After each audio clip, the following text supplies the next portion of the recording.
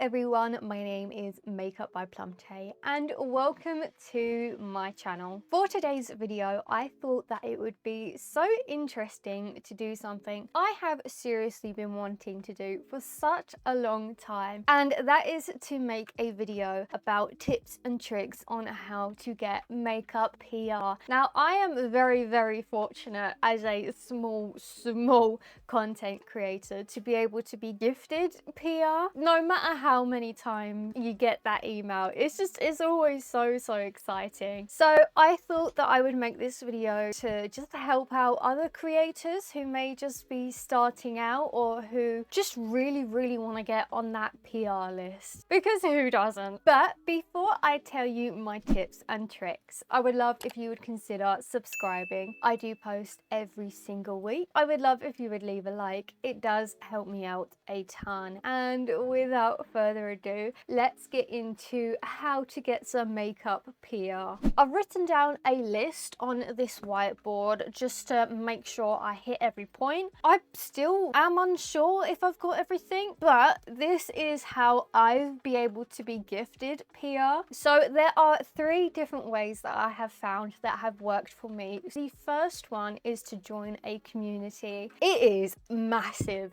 at the moment. I don't know what it is. It just suddenly came out of the woodworks where every single brand pretty much are creating these communities online. Now, you've heard me rant and rave. Well, rant? No, that's more negative. You've heard me raving about makeup addicts constantly for years. And if I recall, I think they're one of the first brands to create these communities. So you've got Makeup Addicts, which is next. Link in my description if you want to join. You've got Superdrug community, L'Oreal Star, I think it's pronounced. I've never said that out loud before. You've got Rev Generation. What else? Oh, I know that there's like Rabanne and Charlotte Tilbury communities. I think generally what you have to do is just search up like Charlotte Tilbury community or Rabanne community online, and a lot of the times it does come up for you to apply. Now, there are different types of communities. You have some which are open to absolutely everybody. Like Makeup Addicts, for instance, is open to everyone. You don't even have to be an aspiring content creator. You just have to be a lover of makeup. Same with the Superdrug community. Don't have to have a certain amount of followers, I believe, unless you want to get to the higher levels, which I am. For instance, with Makeup Addicts, to be a content master, you have to have at least 1,000 followers. So there are some where you could enter with absolutely no requirements. No matter what you're doing, you don't have to be a content creator. But there are some where you do have to be accepted through an application process. Like, for example, Rev Generation, which is Makeup Revolution's community. I had to apply. Same with L'Oreal iStar. And it's not guaranteed every single time, but you do have to have certain requirements with certain communities. So that's what you have to keep an eye out for. Even though they are split individually, they are all quite similar in terms of you get given a set amount of tasks to do. And every task you complete, you earn points. The more points you earn, the higher you get in your ranking. The more interactive you are on the community, the more you are likely to be picked to test out products. And what is so exciting is that you get to test out new products a lot of the times before they're even released. What's also quite fun with these communities, I have been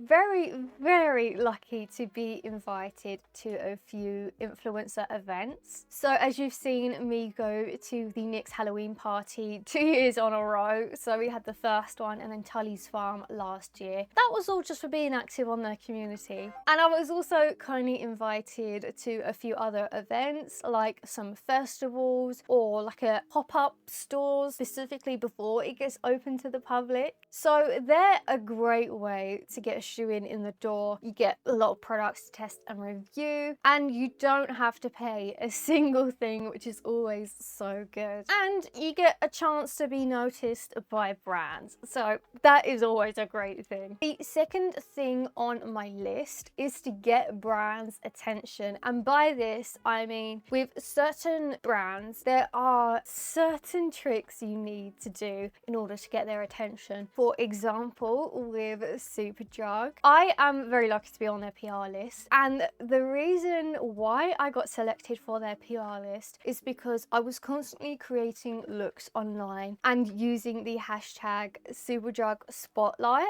I believe that they are still doing this, and I think it's every single month they pick a creator to be added onto the PR list. So whenever you use this hashtag, it will come up, they will look through it, and whoever they're like, oh, that's a really cool creator, they will reach out to you to join their PR list. And that's all just through the hashtag and using some Superdrug products. I believe there's one for Beauty Bay as well. I think it's like Beauty Bay Generation. Don't quote me on that. I haven't gone through that myself yet, but I have seen it around. You can always find this out by looking at their tags, or a lot of the times in their socials on their bios, they'll have write this hashtag for a chance to be noticed. So as I said, with Superdrug, with Beauty Bay, you've got a NYX one, which is for me NYX Cosmetics _UK, depending on your location. And I believe there's a Maybelline one as well. Basically, just look out for their bios, and also a lot of the time they have a post set up specifically just to let you know that you can be noticed. Oh, talking about that, going back to the communities, a lot of the times if you can't find